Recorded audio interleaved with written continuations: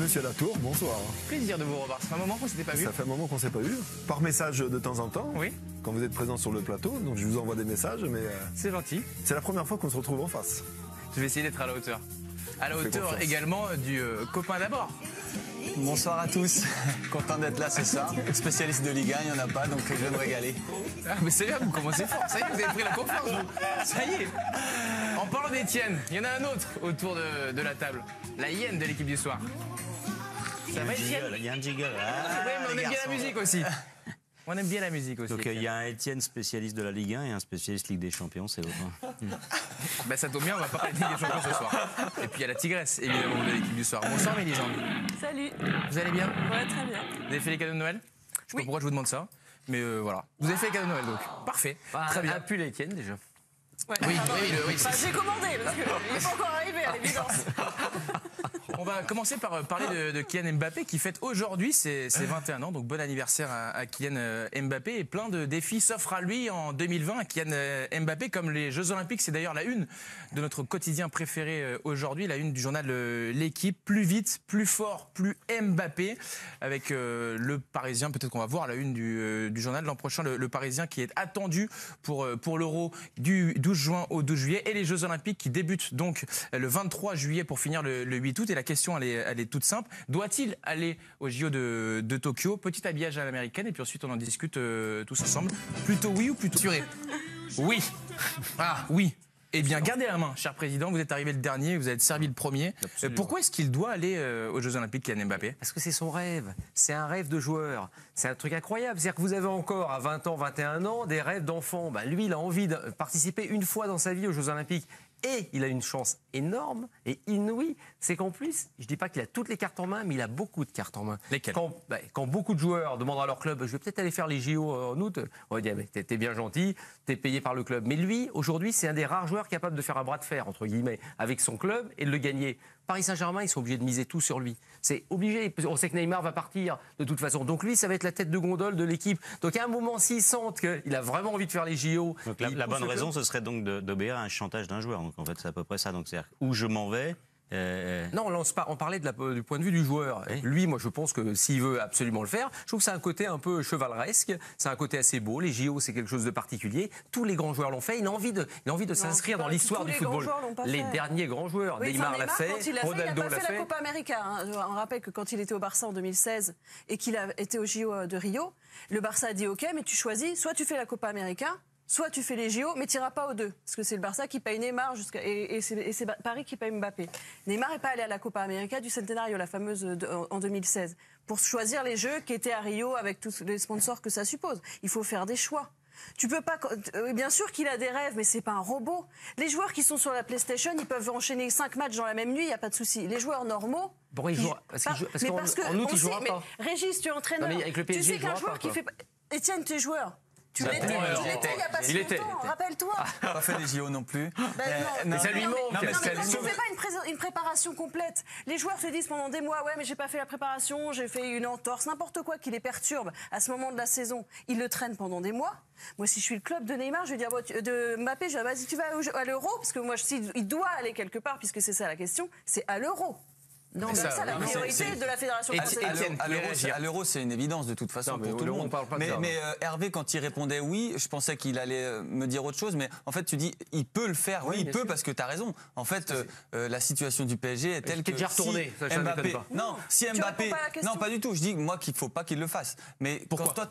Parce que c'est trop dangereux, je pense, pour son physique. Là, il va faire une saison énorme, il va faire l'Euro.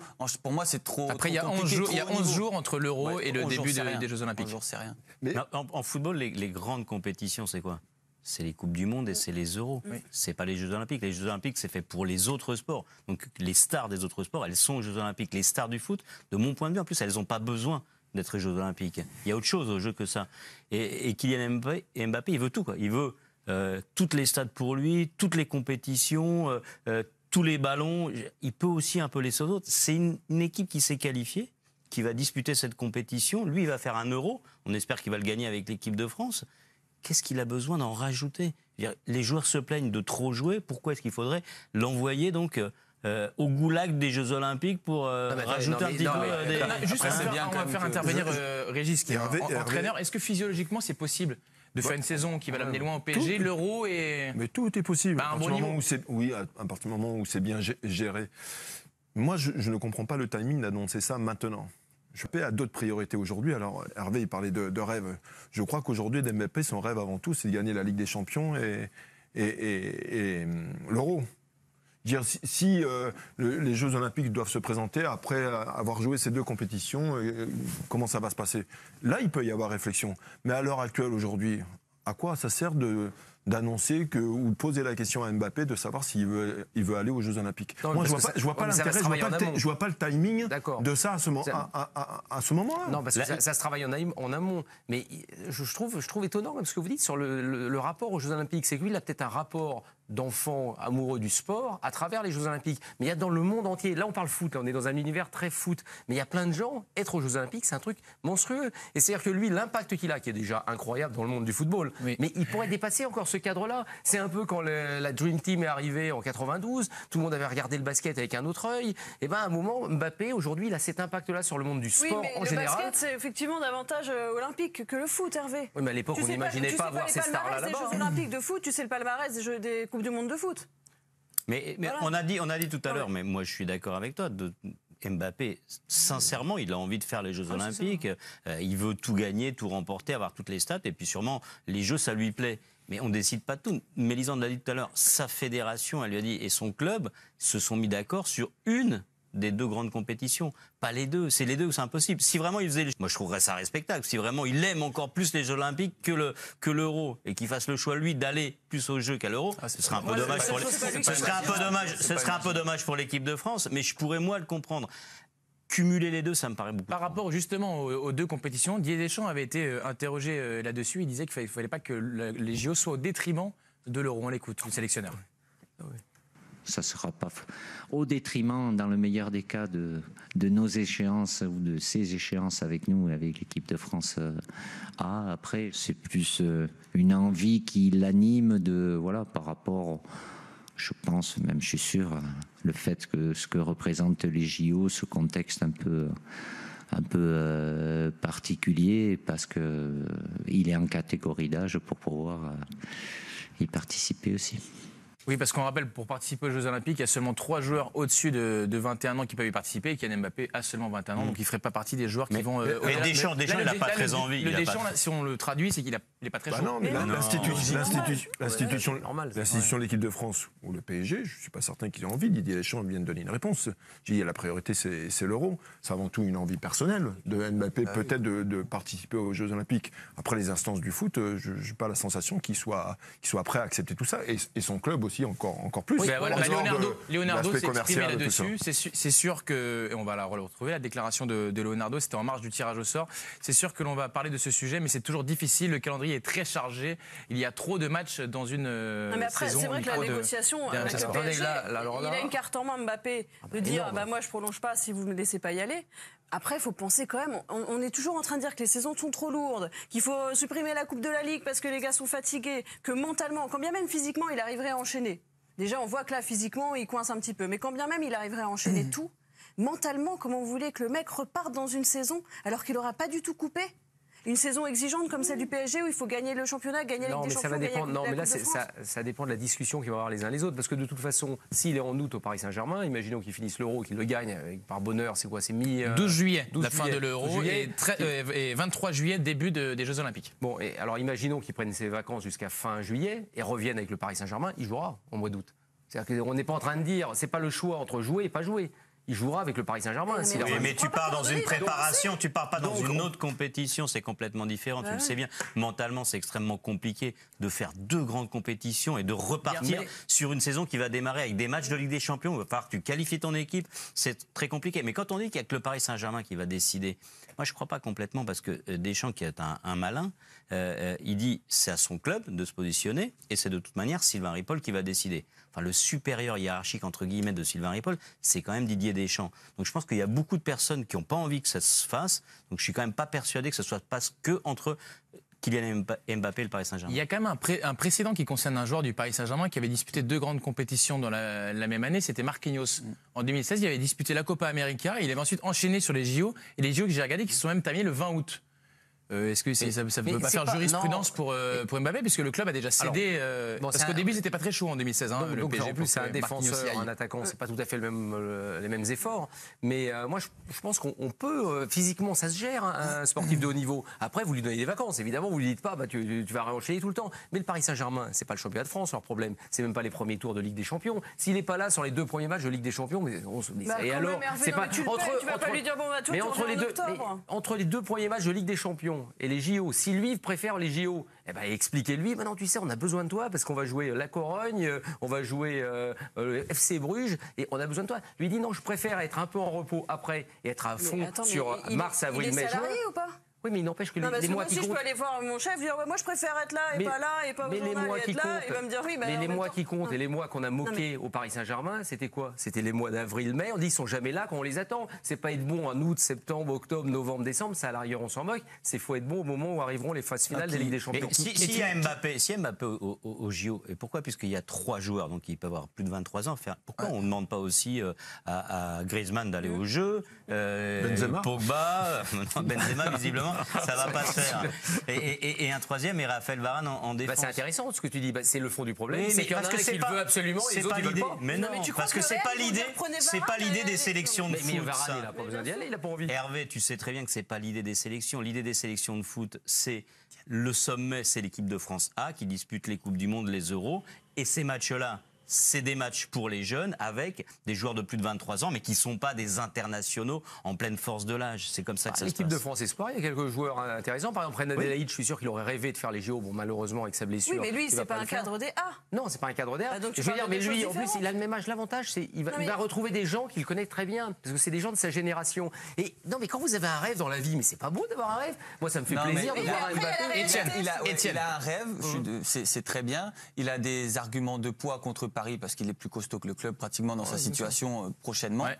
Mais il va rentrer en raison. Il y a Didier Deschamps qui va pas vouloir, il y a le club qui va pas vouloir. À un moment donné, le joueur, son entourage vont dire bon, ok, t'as un rêve, c'est beau, mais pour moi, c'est pas faisable. À mon avis, c'est pas possible. Et si ça se trouve dans le vestiaire, tu as Marquinhos plus Neymar, il lui parle, il dit attends, mais les JO, tu peux même pas t'imaginer. C'est un moment, tu vas t'en souvenir toute ta vie.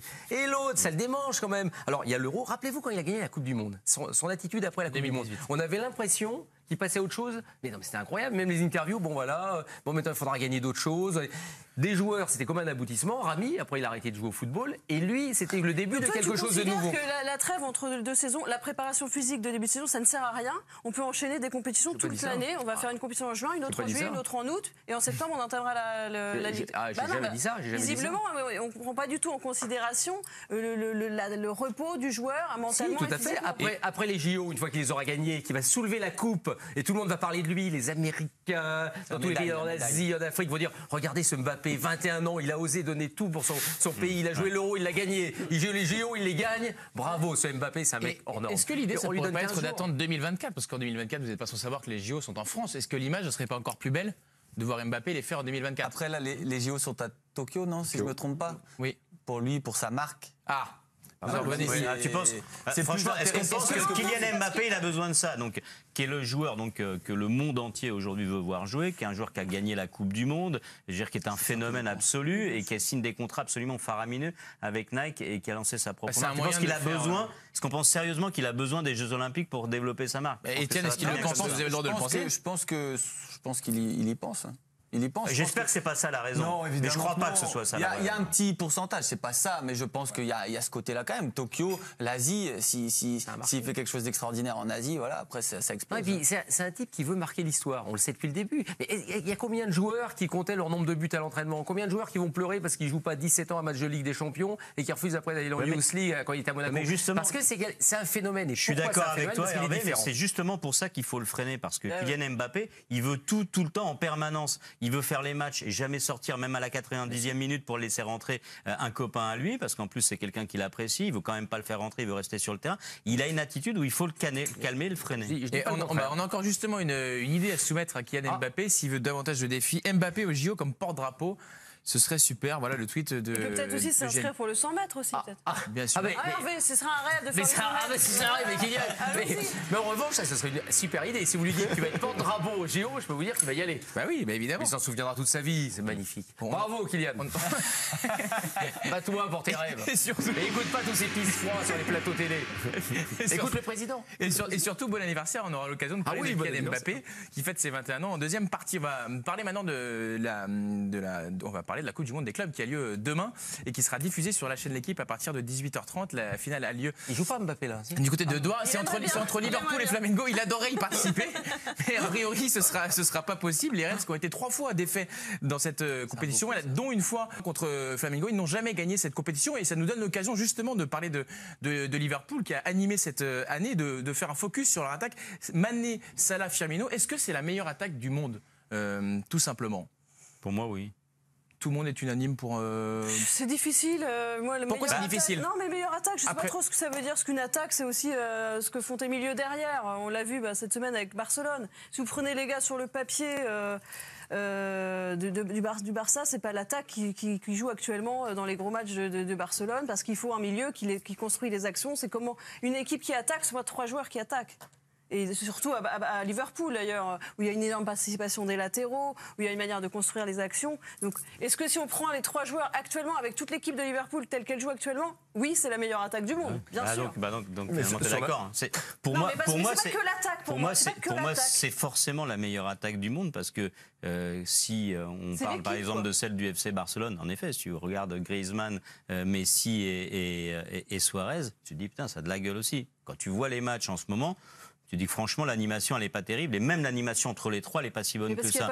Celle du Paris Saint-Germain, là aussi, quand on regarde les noms, il y a quelque chose qui se passe quand même. Quand on a Mbappé, dont on vient de parler, Neymar, Icardi, Di Maria, etc., c'est exceptionnel. Enfin, les titres, ils ne les ont pas encore remportés. C'est-à-dire que Liverpool remporte les titres, prouve sur le terrain chaque week-end et chaque milieu de semaine quand c'est la Ligue des Champions, c'est des joueurs qui en plus répètent les efforts, ont une complémentarité, ont des qualités individuelles. Moi, je vois vraiment pas qu'est-ce qui leur manque.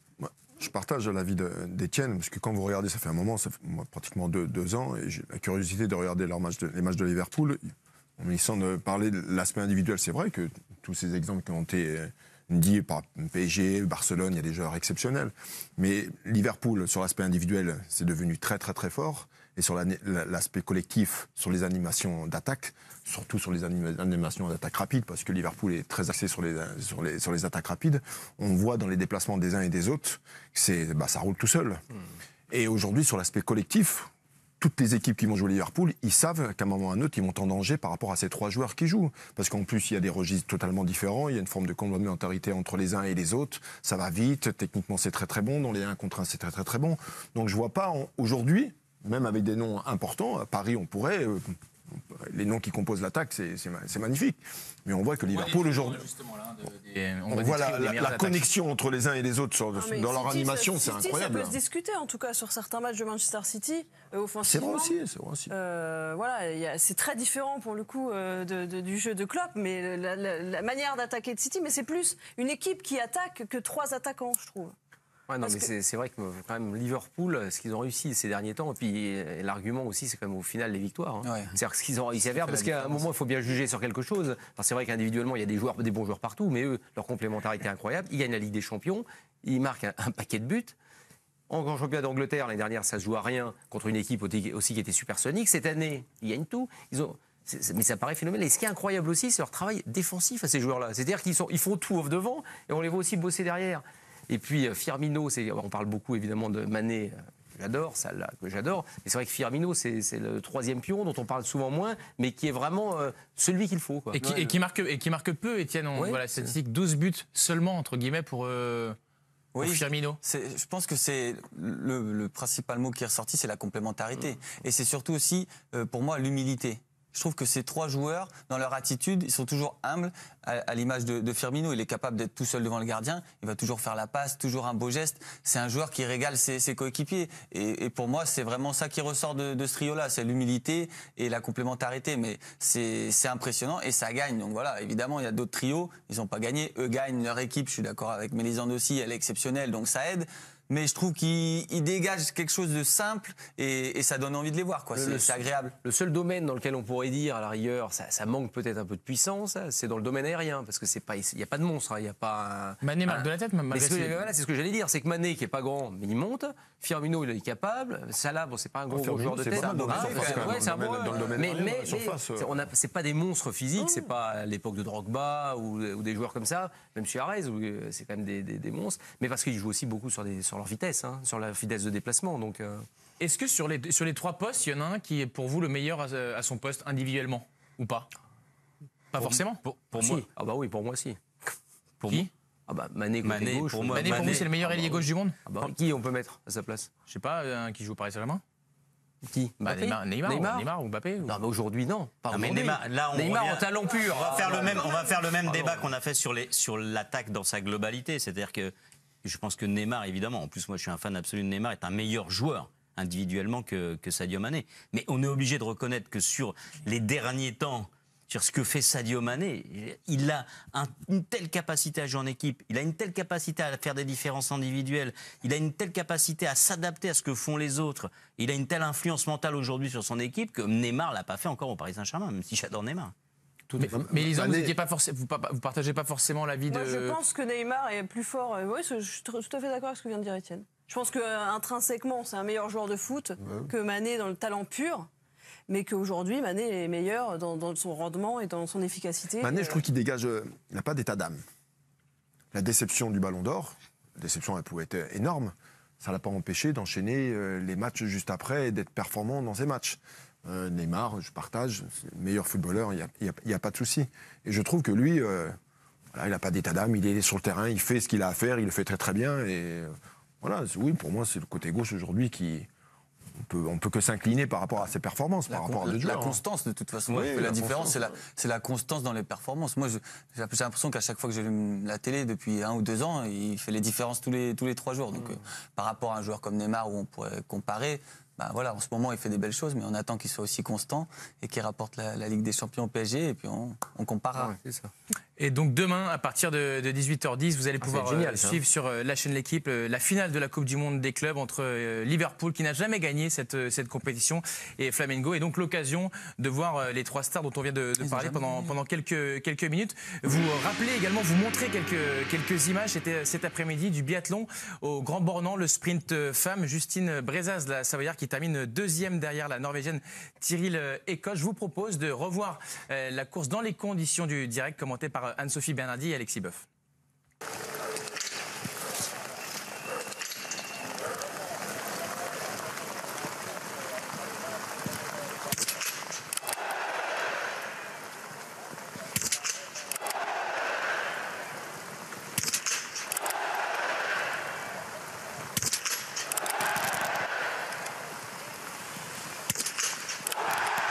C'est impeccable, bravo, elles sont là les Françaises, alors qu'on retrouve Lisa Vitozzi sur son tir debout.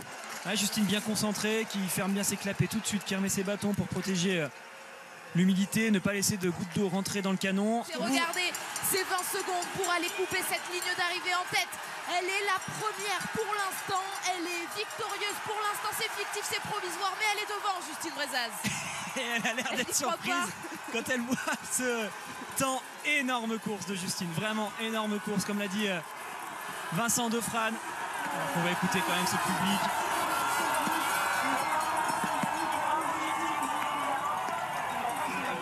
Elle risque de passer juste devant, malheureusement, ouais, ça va très très vite pour la Norvégienne. Moins de 10 secondes désormais, mais elle sera devant, en effet, Tiril Ekos qui passe devant la Française Justine Brezaz. Justine toujours sur ce podium à la 2e place et toujours avec ce tout petit écart. C'est de bon augure avant la poursuite. C'est ça qui est difficile sur les sprints, c'est d'attendre la fin de la course. Et je vois que la Norvégienne, elle skie très vite. Et c'est impressionnant, c'est cool. Ça va faire une belle poursuite, quoi qu'il en soit demain. Voilà, la poursuite demain, c'est le rendez-vous qui est donné par Justine Brezaz à partir de 12h sur la chaîne L'Équipe. Vous pourrez suivre la poursuite hommes et femmes, donc en direct du Grand Bornand, amené par Messoud Benterki notamment. Une petite page de pub, vous restez avec nous, on va parler notamment d'Arsenal avec la nomination de Mikel Arteta, le nouvel entraîneur des Gunners. À tout de suite.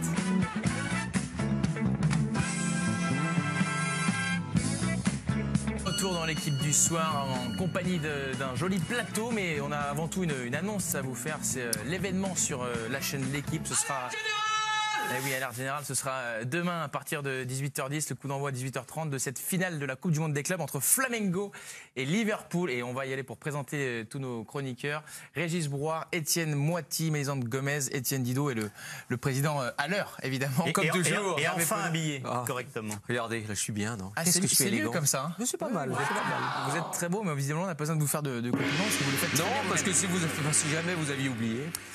C'est officiel, Mikel Arteta est le nouvel entraîneur de Arsenal, l'Espagnol âgé de 37 ans et donc un ancien joueur du club. Il y était de 2011 à 2016. Il était l'adjoint de Guardiola à Manchester City et il s'apprête donc à découvrir et à prendre ce poste de numéro 1 pour la première fois. On écoute les premiers mots de l'entraîneur espagnol, le nouvel entraîneur d'Arsenal. On l'écoute. C'est comme si j'étais revenu à la maison. Je suis heureux et fier d'avoir eu l'opportunité de devenir l'entraîneur d'Arsenal. Je me suis préparé pendant plusieurs années pour relever ce défi. Je connais les attentes, le niveau et la stature du club. Je connais aussi ce qu'il mérite. Donc je suis prêt pour ce challenge. Je n'en peux plus d'attendre. Je suis impatient de travailler avec les joueurs et toutes les personnes du club. Mikel Arteta, très impatient et on le comprend. Est-ce le bon profil pour relancer Arsenal? Oui, moi. Voilà, de l'enthousiasme qui fait plaisir, Étienne. C'est parce que je suis vraiment content, je le vois. Parce que c'est un milieu de terrain? Oui, j'adorais le joueur déjà, donc c'est vrai que c'était un super joueur, mais ça fait longtemps qu'il est adjoint, longtemps qu'il apprend avec des grands, qui n'hésitent pas à parler en bien de lui depuis pas mal d'années aussi. Donc voilà, c'est un club qu'il adore, il est en Angleterre, il connaît le championnat, il a beaucoup d'expérience, pas de numéro 1, mais en tant qu'entraîneur adjoint avec un très grand entraîneur. Pour moi, c'est vraiment... Il y a un mini risque, mais c'est top comme décision pour moi. On va écouter l'entraîneur quand même. Je ne sais pas. Hervé, moi je vous le dis. Ah donc je parle. Non, mais moi je vous le dis. Ça change quand même beaucoup de choses, non? De passer d'adjoint à numéro 2 numéro 1. Oui, c'est pas la même. Qu'est-ce qui change? C'est comme un tirage de coupe. On sait toujours après si c'est une bonne décision. Non, je pense que pour lui, c'est intéressant. Et pour Arsenal? Ils ont pris le temps de choisir. Je pense qu'il y a eu une véritable réflexion du club d'Arsenal. Ils avaient un entraîneur d'expérience avec Emery juste avant. Je pense qu'ils ont voulu s'orienter sur autre chose, sur un joueur qui a passé 5 ans, qui a joué 5 ans. De 2011 à 2016. 5 ans à Arsenal. Il a côtoyé, il a travaillé avec les plus grands, avec le dernier, avec un Guardiola. Je pense que c'est une bonne idée. Il connaît bien le championnat anglais. Après, il y a toujours une forme de réticence. Encore une fois, quand vous passez numéro 2 après un numéro 1, vous prenez des vraies responsabilités, vous prenez des vraies décisions, vous faites des vrais choix. Quand vous êtes numéro 2, vous évoquez éventuellement des idées. Mais là, les idées, il va falloir les mettre en place. Dans un club comme Arsenal, où les résultats ne sont pas très bons aussi en ce moment, la qualité de jeu aussi n'est pas présente. Donc le chantier, quand même, il est important. Donc... mais bon, ce qui est quand même un peu étonnant, parce que tout ce qui a été dit sur le profil d'Arteta, c'est évident. Il connaît la Première Ligue, il connaît Arsenal, il a appris son métier avec les plus grands, etc. Et on dit du bien de lui. Enfin, il n'a pas entraîné en numéro 1. Pourquoi? Non, mais faut bien qu'il commence un jour. Mais tu peux commencer, t'es pas obligé de commencer par un grand club comme Arsenal. Mais c'est exactement. T'as quand même le droit, à la possibilité aussi, de faire tes classes, donc avec une équipe moins importante. Et c'est ça la petite limite. C'est là où il y a un doute, parce que parfois, on en a vu certains. On va parler de Thierry Henry. Ou de Zidane qui avait jamais entraîné. Thierry Henry, il a pris Thierry Henry. C'est un grand joueur, une expérience, qui avait un regard sur le jeu quand il était joueur, etc. Il avait aussi à peu près tous les éléments et on pensait tous que c'était possible de faire la bascule aussi vite. C'est pas pareil, je suis pas d'accord. C'est pas complètement pareil, mais ce doute-là, il existe quand même à un moment donné où tu dois. Non, mais laisse-moi terminer, où tu dois quand même être le numéro 1. T'es pas à l'abri derrière quelqu'un et surtout quand celui-là s'appelle Pep Guardiola. C'est pas du tout la même chose. Non, mais on se posait les mêmes questions avec Zidane, quand il a été nommé entraîneur numéro 1. Mais Mélisande, comment est-ce qu'on sait si ça va faire une Henry ou une Zidane? C'est pas la même chose. Il a arrêté de jouer en 2016. Oui. Ok. Directement, il est entré un mois ou deux après la fin de sa carrière de joueur, il est entré dans le staff de Guardiola parce que Guardiola. Zidane, il a été numéro 1. Sur l'équipe B, il était numéro 1. De quoi? Zidane. Oui, non, mais arrête, sur l'équipe B d'un club, il avait été adjoint du Real avec Zidane, il a fait preuve d'humilité avant de prendre le Real Madrid. Parce que donc là, tu considères qu'il a le melon? Non, moi je comprends, de la part d'Arteta, que si on te propose Arsenal, tu prennes Arsenal, ça je le comprends. Après, il y a quand même, moi je pense qu'il a le profil, il y a quand même un petit doute sur la capacité d'être le numéro 1. Il l'a pas prouvé ailleurs. Mais attends, Etienne, quand ils ont fait venir Unai Emery, il y avait un doute sur la capacité d'Unai Emery à avoir un vestiaire pareil, à gérer un vestiaire pareil, de la manière quand il est venu au PSG. Voilà, des fois, c'est pas parce que vous avez de l'expérience que vous êtes bon et que vous n'en avez pas que vous êtes mauvais. Arteta, il a été appelé par Guardiola, c'était dans ce sens-là. Dès qu'il a raccroché, il a dit tu viens avec moi dans mon staff. C'est-à-dire qu'il avait quand même un profil d'un entraîneur qui est quand même pas n'importe qui est sans doute le meilleur aujourd'hui entraîneur en circulation, et ça fait 3 ans qu'il est l'adjoint de Guardiola, et que Guardiola n'arrête pas de dire dans le milieu, dès qu'on lui pose la question, et parfois même avec les micros branchés, que ça deviendra un grand entraîneur. Et justement, Mélisande, je saisis juste la balle au bon pour écouter Pep Guardiola, et ensuite je vous redonne la parole. Pep Guardiola, justement, qui parle de Mikel Arteta, qui était jusqu'alors son adjoint. Bien sûr que Mikel Arteta sera bientôt manager d'une équipe. Si j'étais à sa place dans un rôle d'entraîneur adjoint à son âge, j'aspirerais à devenir entraîneur principal. Le poste de milieu de terrain créateur est un apprentissage incroyable pour un joueur, pour qu'il apprenne comment fonctionne une équipe. Pas la peine d'aller à l'école, vous devez lire et comprendre le jeu, et Mikel est excellent pour ça. En plus de ça, c'est une personne formidable, il travaille bien et beaucoup. Je l'ai dit quelques mois après le début de notre collaboration qu'il deviendrait manager. Il est déjà manager en fait, il travaille comme tel.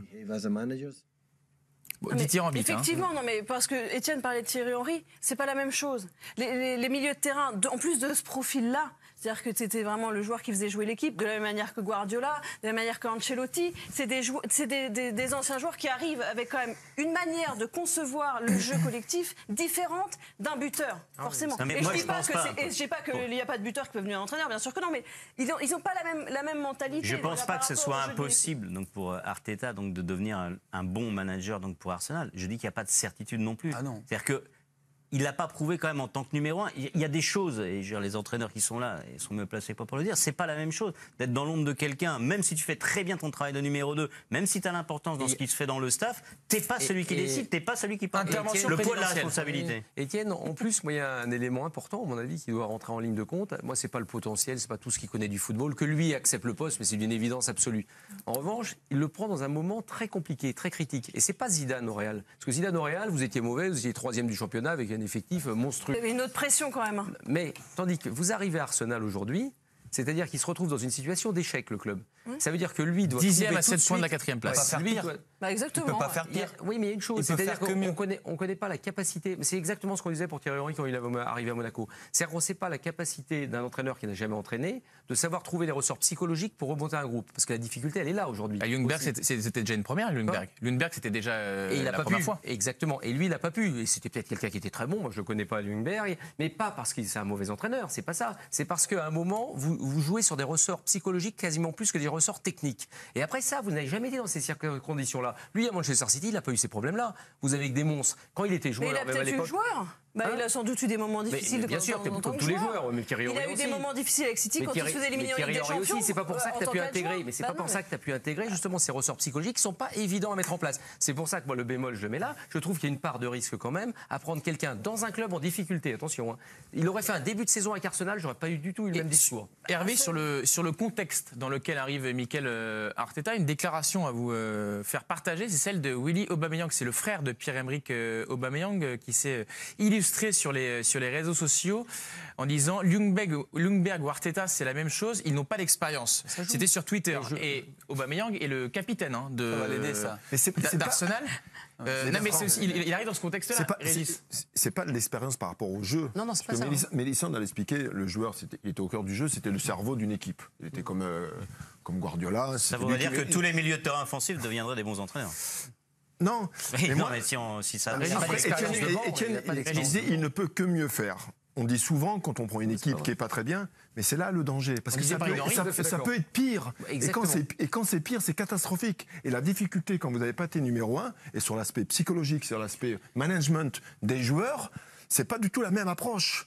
Parce que vous n'allez pas parler de la même façon quand vous êtes numéro 2 et que vous êtes numéro 1 pour lui faire comprendre qu'il va jouer ou qu'il ne va pas jouer. Etienne, tu sais très bien et tu comprends très bien tout ça. Donc pour moi, il y a quand même il y a un piège et il y a une difficulté là, à maîtriser là-dedans. Mais moi, je me pose la question, est-ce qu'il a les capacités à ça? Après, sur le jeu, sur le foot, il n'y a aucun souci. Mais après, le management... Justement, Etienne, vous étiez dans un vestiaire il y a 6 mois encore. La déclaration, le tweet du frère de Pierre-Emerick Aubameyang, qu'est-ce que ça dit de l'humeur du vestiaire d'Arsenal? Ça peut être compliqué, non? Bien sûr que c'est compliqué. Bien sûr que c'est compliqué. Ça met le bordel, tout simplement. C'est pas bon. C'est pas bon ni pour le joueur, ni pour le club, ni pour l'entraîneur. Enfin, je sais pas s'il aime son frère et tu fais pas des choses comme ça. Peut-être qu'il aime pas son frère. Non, c'est pas vrai. C'est une famille très unie. Mais c'est vraiment t'as envie d'aider ton frère, tu fais tout, mais pas ça. Non, mais il a envie de partir. Visiblement, Pierre-Emerick, il a quand même envie de quitter le club pour aller sur un challenge un peu meilleur, parce que c'est un des rares joueurs qui a quand même été à un niveau assez constant. Quand je reviens, bon, ça c'est une vraie boulette de la part de son frère en tout cas, mais quand je disais pour Arteta qu'il peut pas faire pire, il est quand même avec une équipe d'Arsenal, il y a quand même un potentiel énorme. D'autres fois, des entraîneurs qui ont échoué alors que ça allait pas, c'était des équipes moyennes où il y avait des trous. Arsenal, c'est quand même une belle équipe. Je pense que pour moi, 10e, c'est compliqué de faire pire que 10e avec l'équipe qui... Ah, ça fonctionne pas. Il voulait pas, ça fonctionne pas. C'est dingue, je suis président. C'est un président mais sans pouvoir. Il faut écouter le dernier essai. Il faut appeler une seule fois. D'accord. Une seule fois. Faites vite. J'écoutais Etienne, c'était très intéressant. Ça m'embêtait qu'on le coupe sur notre résolu. Vous pouvez prendre son... Prenez le signal d'Etienne et avec. Que vouliez-vous ajouter là-dessus sur l'ambiance dans le vestiaire, les propos de... Eh ben oui, non, parce que déjà, il est accueilli, c'est pas avec des fleurs, hein, effectivement, surtout que là, on parle quand même d'un des joueurs majeurs de... Les dés peuvent être pipés d'avance. Non, parce qu'attendez, ils veulent avoir des résultats, les joueurs d'Arsenal. Donc un but, c'est quand même d'aller un peu plus loin qu'être 10e du championnat. Simplement, ça veut quand même peut-être dire en creux, effectivement, qu'Aubameyang, on a beaucoup de bruit sur sa volonté de départ, c'est que c'est la réalité. C'est qu'aujourd'hui, il a envie d'aller voir ailleurs, de découvrir quelque chose d'autre. Mais maintenant, pour Arteta, ça va être de pouvoir gérer cet univers, cette ambiance-là. Et là où je suis un petit peu moins d'accord avec Etienne, c'est quand il dit c'est quand même une bonne équipe. Non, c'est pas une bonne équipe.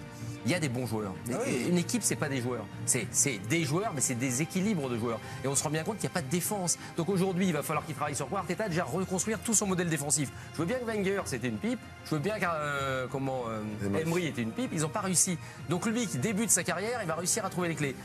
La chance qu'il a, il a quand même une chance, c'est qu'il se retrouve dans un club anglais où généralement on laisse un peu plus de temps. C'est-à-dire qu'il ne va pas se retrouver dans certains clubs où au bout de 4 mois ou 5 mois, on a dit non, si tu n'as pas de résultat, tu ne vas pas y arriver. Donc là, ça va peut-être l'aider, surtout en plus tu veux dire la personnalité. Ils ne vont pas faire comme à Monaco, ils ne vont pas virer Arteta pour remettre Unai Emery. Voilà, je pense pas. Quel objectif? C'était ça que je sous-entendais. Ce sera ma dernière relance là-dessus. Quel objectif peut être fixé à Mikel Arteta? Il y a un 16e de finale à jouer contre l'Olympiakos en Europa League. Et ils sont donc 10e à 7 points de la 4e place, mais également de la 18e. Il est clair pour ces clubs-là, c'est de terminer dans les 4 premiers du championnat d'Angleterre. Non, je pense pas qu'il lui fixe ça cette saison. Je pense qu'il voit plus à long terme redresser la barre et préparer la saison prochaine. Non, mais je suis pas dur, mais l'objectif évidemment d'Arsenal au début de la saison. Oui, au début de la saison. Oui, mais enfin, ils sont pas complètement largués quand même. Ils sont pas si loin que ça au championnat pour être dans les 4 premiers. C'est une possibilité. Donc évidemment, si j'étais dirigeant d'Arsenal, ça resterait l'objectif. Je pense qu'ils y pensent encore. Ben voilà, on va s'arrêter très tranquillement sur ce gagner la Ligue Europa. Arteta. Je sors mes cartons, non pas pour en donner à quelqu'un, parce que personne ne mérite de carton, mais simplement pour rebondir.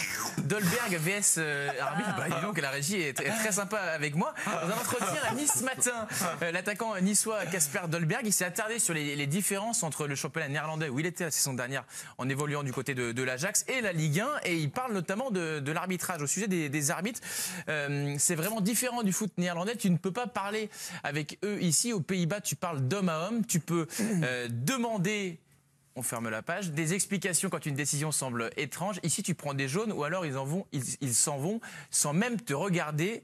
Je ne sais pas. Je ne sais pas s'ils ne m'aiment pas ou s'il y a une autre raison, mais c'est fou. J'ai compris qu'il ne fallait même plus que j'essaye de leur parler. Voilà donc Kasper Dolberg dans les colonnes de Nice ce matin, un excellent entretien. L'arbitrage français manque-t-il de pédagogie? Je vais me tourner de suite vers quelqu'un qui prenait beaucoup de cartons. Non, pas tant que ça. Non, Etienne, quelques-uns quand même. Quelques-uns, j'étais pénible de temps en temps.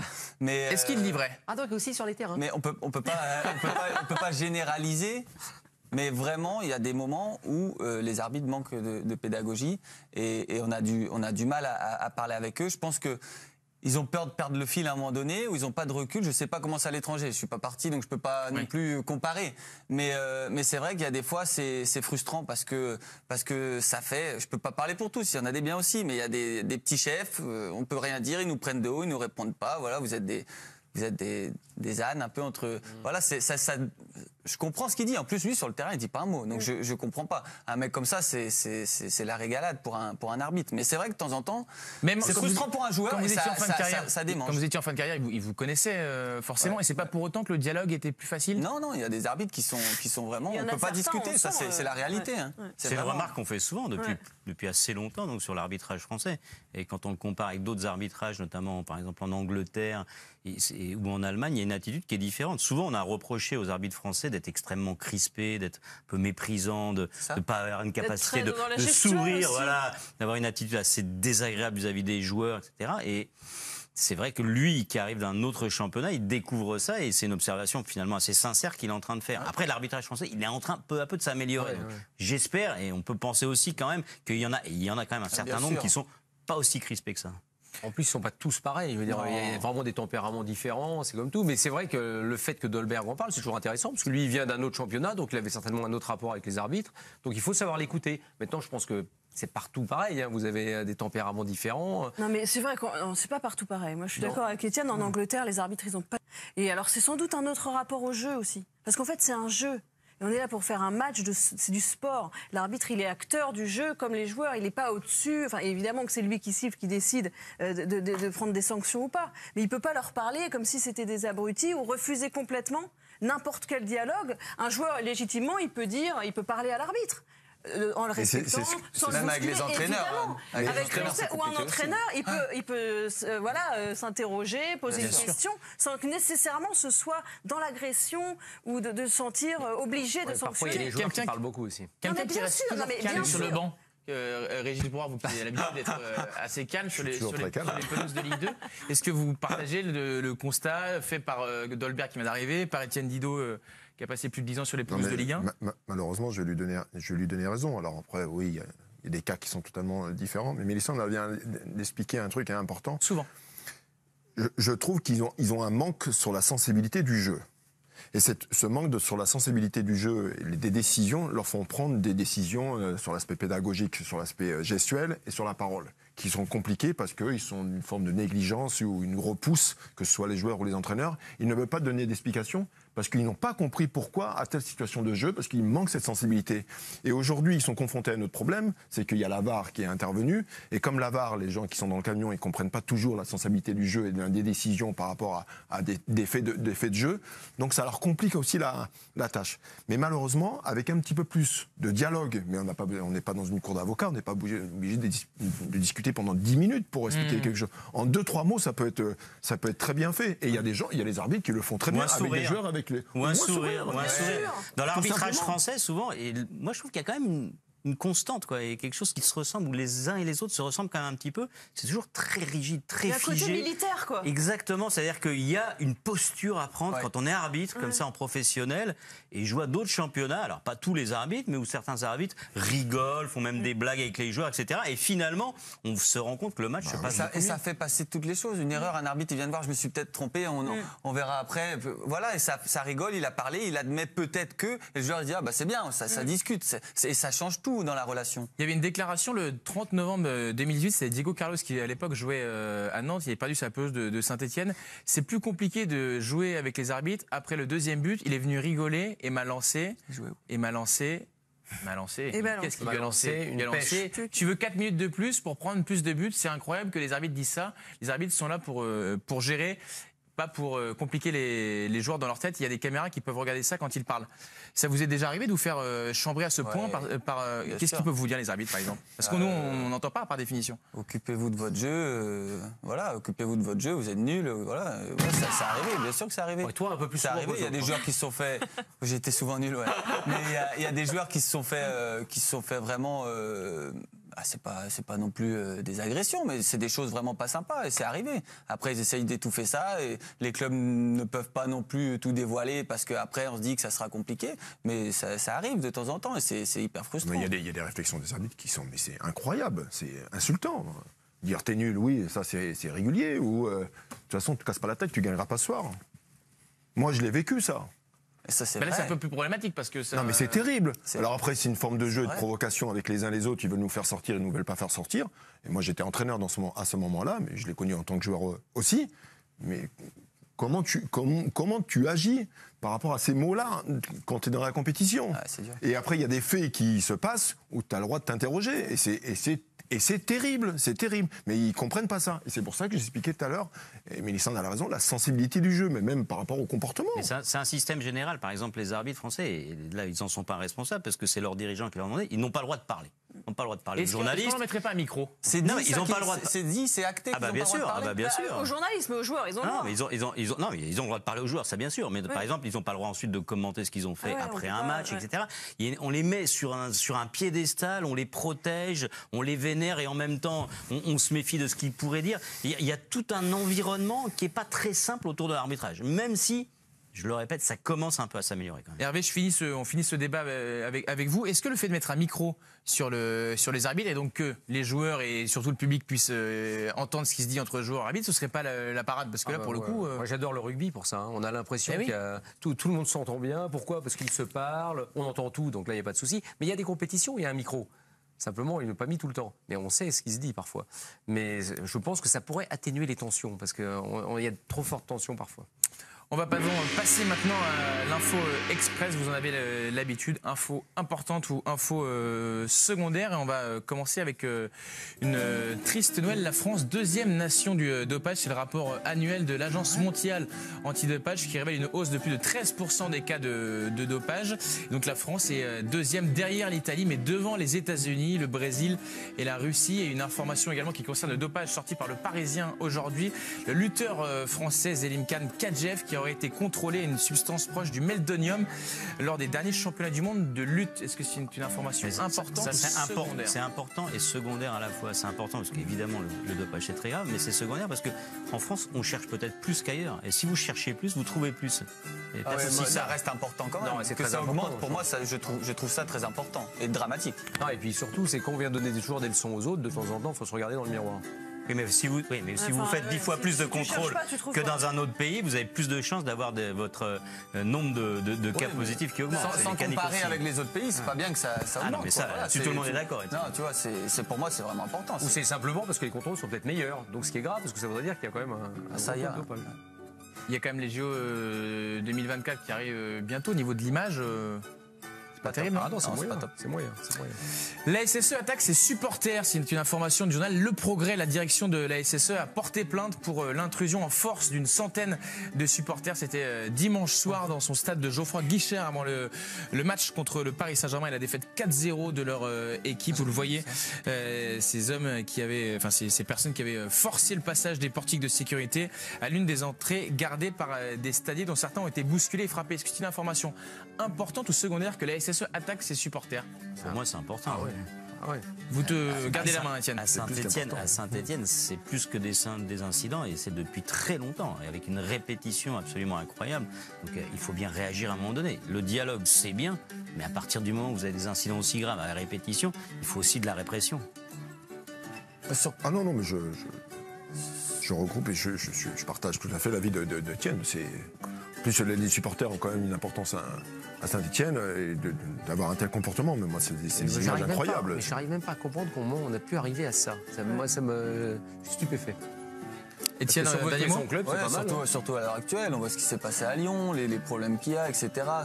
Quand on laisse trop la main aux supporters, à un moment donné, on le paie. Donc là, je trouve que c'est très bien d'attaquer, en tout cas, les gens qui ont fait ça.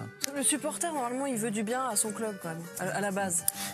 Oui, parfois on s'en éloigne un peu. Frédéric Longuepé, le président de Bordeaux, calme le jeu.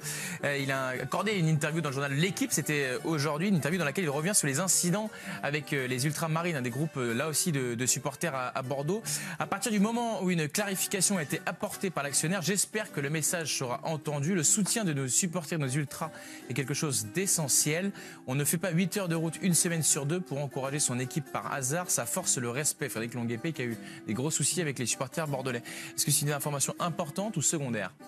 On est toujours dans le même domaine, hein, parce qu'eux, ils ont eu des vrais soucis. Donc, c'est important, ou c'est surtout de la com pour lui, parce qu'il a besoin de se rabibocher avec ses supporters, donc il est obligé d'en dire du bien. C'est surtout compliqué pour lui de gérer ce souci-là. Je ne sais pas comment ils vont s'en sortir non plus, hein, parce que c'est pas simple. Hein. Le Classico, c'est mieux que le TFC.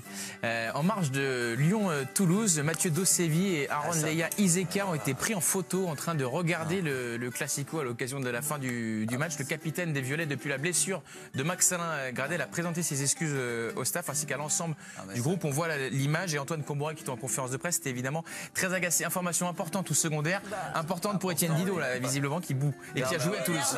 Il est énervé. Et puis la situation du club, enfin, je sais pas, t'es premier du championnat, t'as 10 points d'avance, je sais pas, le mec il craque, déjà ça aurait été débile, mais là le TFC est dans une situation terrible, c'est super difficile en ce moment pour tout le club.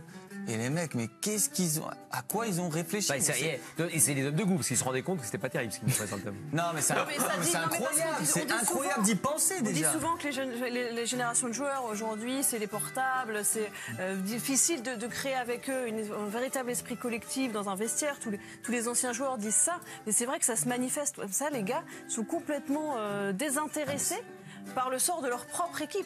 C'est-à-dire que c'est terrible. Régis, quelles sanctions est-ce que peut prendre un entraîneur rapidement? Vous êtes désabusé quand à un moment vous dites mais on va où? Qu'est-ce qu'on peut expliquer? Alors les sanctions, c'est les sortir de l'équipe. Ce sont des joueurs, quand même, ce sont de bons joueurs. Ils sont blessés, mais comment vous voulez essayer de fédérer, créer quelque chose quand à partir du moment où il y a des joueurs qui sont sortis, qui sont en train de regarder la télé ou l'écran juste derrière, mais vous devenez dingue. Mais ça paraît. On doit avancer. Je suis désolé. Mauricio Pochettino espère Manchester City sur The Sun. Le technicien argentin pourrait revenir dans le circuit l'été prochain et l'ancien défenseur attendrait de voir si Pep Guardiola va prolonger ou non à Manchester City. Information importante ou secondaire? Une seule personne s'exprime là-dessus. Qui veut y aller? Etienne, rapidement. Guardiola, il a plutôt laissé penser ces derniers temps qu'il allait rester à City, donc bon. Donc peut-être qu'il faudra qu'il trouve un autre club. Voilà, il trouvera un autre club et on va terminer avec Damien Le Tallec, bientôt russe. Le défenseur et milieu de terrain de Montpellier a entamé la procédure pour obtenir le passeport russe. Et s'il l'obtient dans les temps, l'ancien international espoir français espère pouvoir disputer l'Euro 2020 avec la Russie. Important ou secondaire? Pour lui, c'est très important. Et pour les gens qui nous regardent, pour nous, moyennement important. Très bien. Bon, voilà, désolé, Damien, et bon courage dans les. Bien sûr. Dans les procédures au niveau des papiers. Thomas Tuchel, révolutionnaire. Et oui, à la veille de Paris Saint-Germain Amiens, l'entraîneur allemand Thomas Tuchel a été interrogé sur les cadences infernales du Paris Saint-Germain qui joue énormément de matchs et sur la répétition donc. Et l'entraîneur allemand apporte une solution. On l'écoute. Je dis ça pour quelques années maintenant, d'avoir plus de possibilités de changement entre un match. Pour moi, c'est absolument nécessaire de faire ça pour donner plusieurs minutes pour plusieurs joueurs. Pour moi, c'est une solution facile. On reste avec 3 changements, mais je peux changer toujours deux joueurs. Ça veut dire ce sont 6 joueurs pour jouer ou j'accepte si c'est 2 et 1, ça veut dire 5 joueurs pour changer. Oui. Thomas Tuchel, ce serait plus simple avec 6 changements ou 5 au pire. Est-ce une bonne ou une mauvaise idée? Le président Hervé Penaud va avoir 1 minute pour vous convaincre puisque comme Thomas Tuchel, il pense que c'est une bonne idée ces 6 changements. Le plateau vous écoute. Voilà, c'est parti. Bravo toi Thomas. Tu as dit un peu le fond de la pensée de beaucoup de gens qui suivent le football. Parce qu'en fait, le problème aujourd'hui, il y a des cadences infernales. L'entraîneur, il n'est pas responsable des cadences infernales. Ce sont des calendriers. Donc on est obligé de jouer. Les effectifs des gros clubs sont de plus en plus importants. Donc à un moment, il faut aussi faire jouer les joueurs. En plus, ça permettrait de reposer certains qui se blesseraient moins musculairement. Ça permettrait aussi de mettre en place d'autres types de tactiques. Parce qu'on cherche du renouvellement dans le jeu. Ça, c'est aussi une manière de renouvellement. On l'avait vu avec le rugby à une certaine époque. Je me souviens bien quand la France fait son grand chelem au 77, il n'y avait pas de changement. Et il était honteux pour un joueur de sortir d'un terrain même quand il était blessé. Et aujourd'hui, c'est rentré complètement dans les mœurs de pouvoir faire finalement une tactique avec une équipe de rugby, non pas sur 15 joueurs, mais sur 20, sur 22, sur 23. C'est-à-dire qu'on intègre tout le monde. Même pour un entraîneur, psychologiquement, ce sera plus simple de travailler, sachant que vous pouvez utiliser plus de joueurs, donc vous pouvez en utiliser plus sur le terrain. Donc finalement, ça va permettre à la fois à des joueurs qui se sentaient tout le temps remplaçants de pouvoir jouer plus et surtout d'être beaucoup moins fatigués, d'avoir moins de blessures. Et c'est, à mon avis, le sens d'une histoire. Bravo Hervé pour c'est long, cette une minute, minute pour convaincre. Bon, on a une petite vague indication de ce qu'on a pensé Étienne Moiti. On vous dit, chers téléspectateurs, soutenez Hervé, peut-être qu'il va en avoir besoin vu les mines déconfites. C'est devenu 6 changements, mais c'était 5 il a dit. Non, il a dit 6 dans un premier temps. Il a dit 6 changements et ça peut être 5. Avec 3 coupures. Voilà, il a dit ça très clairement, Thomas Tuchel. Vous pouvez voter sur le compte Twitter de l'équipe du soir pour essayer d'aider Hervé ou non, ou l'accabler, comme peut-être les copains autour de la table. Oui ou non, est-ce que Hervé vous a convaincu? Régis? Non, c'est pas une bonne nouvelle. Non, pas convaincu par Hervé. Etienne? En passage, non. Comme c'est moi qui donne les points, je me donne un point. Ouais, mais non, c'est pas le cas. Ah bon? Mélisande? Oui, il m'a convaincu d'une chose, c'est que ce serait bien qu'on change de président. On verra peut-être pour la deuxième partie. Peut-être pour la P2. Étienne? Non, il m'a pas convaincu. Non plus. Bah, c'est un grand chelem. Le grand chelem, comme les Français en 77. Exactement. Il faut savoir, ça va bien. Mais les dates sont trop éloignées. Non, mais quand on est en avance sur les choses, souvent les gens ont du mal à vous comprendre. Vous êtes en avance, mais vu que là vous avez parlé pendant 1 minute, on va quand même laisser les copains s'exprimer là-dessus. Qui veut commencer à l'achever? On le voit ça quand même régulièrement dans les matchs internationaux, quand il y a des matchs amicaux, il y a 6 changements assez souvent et on regrette tous autour de la table à chaque fois donc que le jeu se dilue complètement, qu'on n'y comprenne plus rien, que l'équipe perde complètement tous ses repères et que ça n'ait pas le moindre intérêt, que le match n'ait aucune valeur. Précision, dans ce qu'indique Thomas Tuchel, il reste sur 3 coupures. C'est-à-dire que la possibilité de faire 2 changements, puis 2 changements, puis 2 changements ou un changement. C'est-à-dire qu'il y aurait le même nombre de coupures. Et comme disait l'autre, et on joue à 12 aussi. Non mais le foot, c'est pas un match de basket. On va pas s'amuser à faire rentrer, sortir. Je fais 2 changements. Je peux comprendre sa réflexion sur la gestion d'un effectif. Je vois où il veut aller. Et vous parlez de 5 changements. Ça veut dire que vous faites 5 changements. J'enlève le cas du gardien, même s'il peut sortir le gardien sur des mauvaises performances, mais en règle générale, il va rester. Donc ça veut dire qu'il va changer 5 joueurs sur 10. Donc 50% d'une équipe. Les grands clubs, ils ont des effectifs importants et tout le monde est demandé. Si vous êtes entraîneur de tel club, vous n'êtes pas capable de gérer le temps de jeu sur des effectifs importants et que vous avez besoin de changer 50% d'une équipe, franchement, je ne comprends pas. Non, puis en plus, ça va accentuer le gap entre les petits et les gros. Donc en fait, Hervé Penaud, c'est un football de capitaliste. Il y en a, ils jouent pas assez, ils sont pas contents dans mon vestiaire. Mais si tu peux être entraîneur d'un petit club, tu n'auras pas ces problèmes-là. Effectivement, dans les grands clubs, City, Barcelone, c'est vrai qu'aujourd'hui, c'est pas un football de riche. C'est un foot social que prône aujourd'hui. C'est un foot social que prône Mélisande. Plus des petits clubs. Aujourd'hui, on est sur 4 changements. Mais quand tu es entraîneur du PSG, oui, tu gères les états d'âme de ceux qui jouent moins. Tu gères les états d'âme de ceux qui jouent moins. Ça fait partie du truc. L'argument peut pas être de me dire, non, mais l'argument ne peut pas me dire, c'est parce que tu es pour le foot des riches, alors qu'aujourd'hui, de toute façon, c'est râpé. L'histoire. Parce que quand tu as Dijon qui joue contre le PSG en Ligue 1, ils peuvent les battre ou ils peuvent pas les battre? Ah, mais ça pourra se passer. Mais ça pourra se passer. Mais ça pourra se passer aussi.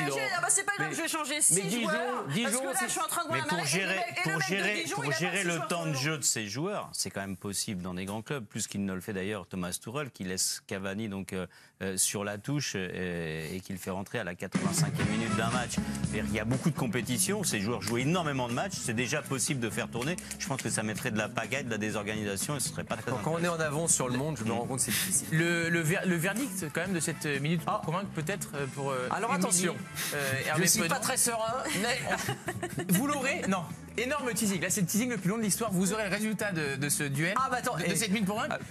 Au début de la deuxième partie de l'équipe du soir. Je ne partirai pas manger, je serai sur mon Twitter. Très bien. Et restez avec nous. Et n'oubliez pas. Et toute sa famille aussi. Il n'y aura jamais autant de votes.